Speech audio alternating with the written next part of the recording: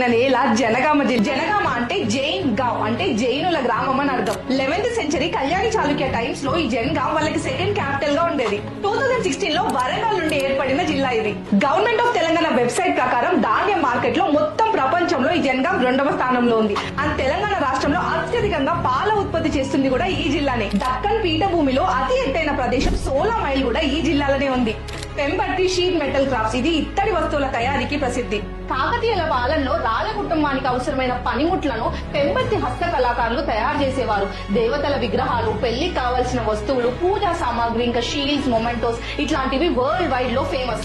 జీరికల్ వీరాంచల్ శ్రీ సీతారామచంద్ర స్వామి temple, ఇంకా పాలగుర్తి సోమేశ్వర ఆలయం ఇక్కడ కొన్ని ఫేమస్ టెంపుల్స్. 11వ శతాబ్దంలో కాకతీయుల ప్రధాన కవి ఆది కవి పాల్కుర్కి సోమనాథుడు, పద్మనాయకుల ఆస్థాన కవి సహజ కవి బమ్మెర పోతన్న, ఢిల్లీలో ఉన్న మొఘల్ సామ్రాజ్యాన్ని గడగడలాడించిన